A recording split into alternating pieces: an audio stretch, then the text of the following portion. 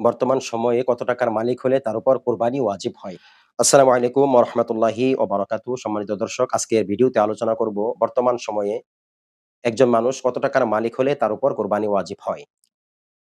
যাকাতের ক্ষেত্রে যে মাসআলা অর্থাৎ যাকাত ফরজ হয় যে পরিমাণ টাকায়, কোরবানি ওয়াজিব হয় সে পরিমাণ টাকার মালিকের উপর। অর্থাৎ কোন ব্যক্তি যদি নিত্য প্রয়োজনীয় জিনিস ছাড়া 52.5 ভরি রূপার সমপরিমাণ অর্থের নগদ অর্থ অথবা কোনো পণ্যের যদি মালিক হয়, তাহলে ওই ব্যক্তির উপর যেমন যাকাত ফরজ হয়, কোরবানিও তার উপর ওয়াজিব হয়।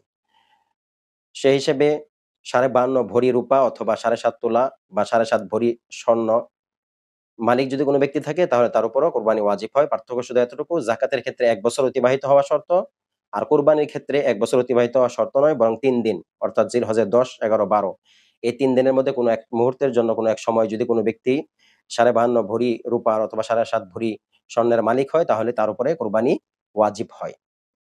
বর্তমান সময়ে যদি আমরা রূপার মূল্য ধরি, তাহলে রূপার মূল্য বর্তমানে হলো প্রতি ভরি মিডিয়াম মানের যেইটা, সেটা হলো ১৭১৪ টাকা।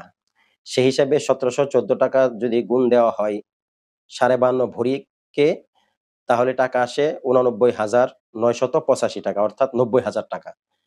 কোন ব্যক্তি যদি ৯০,০০০ টাকার মালিক হয়, তার উপর কোরবানি ওয়াজিব হয়ে যায়। এখন ৯০,০০০ টাকা অথবা কোনো ব্যক্তির কাছে স্বর্ণ আছে, রূপা আছে অথবা নগদ অর্থ আছে।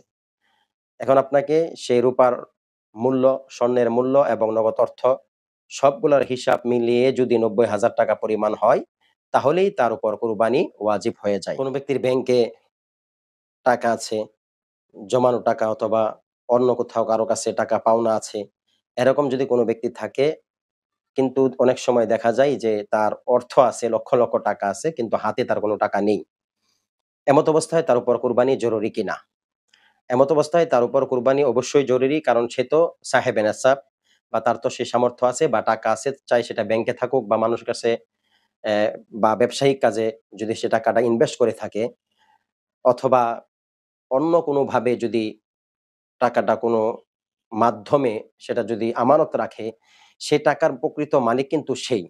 তো সেই হিসেবে যদিও নগদ অর্থ না থাকে, কিন্তু সে তো সেই সাহেবে নেসাব হয়ে গেল। এইজন্য তার উপর কোরবানিটা ওয়াজিব হবে। এখন তাকে প্রয়োজন হলে ১৫-২০ হাজার টাকা দিয়ে হলেও, হাওলাত করে হলেও তাকে কোরবানি দিতে হবে। সাময়িকভাবে কিছুদিনের জন্য সে ঋণ নিতে চাচ্ছে। তো আমরা সাংসারিক কাজে, দুনিয়াবি কাজে অনেক সময় দেখা যায় যে আমাদের কোনো একটা ভালো কাজ করার জন্যে আমরা অনেক সময় ঋণ করে থাকি, সাময়িক সময়ের জন্য ঋণ করে থাকি। সবসময় তো আর মানুষের হাতে টাকা থাকে না। অনেক সময় দেখা যায় যে নিজের মেয়েকে বিবাহ দেওয়ার জন্য অথবা একটা ঘর করার জন্য, একটা ব্যবসায়িক প্রতিষ্ঠান করার জন্য আমরা সাধারণভাবে ঋণ করে থাকি। তো এই ঋণ করে এই কাজগুলো আমরা করে থাকি। ঠিক তদ্রুপভাবে কোনো ব্যক্তি যদি মালিকে নেসাব হয়, তার উপর কোরবানি ওয়াজিব হয়, ওই ব্যক্তি সাময়িক সময়ের জন্য ঋণ করে কোরবানি করতে পারবে।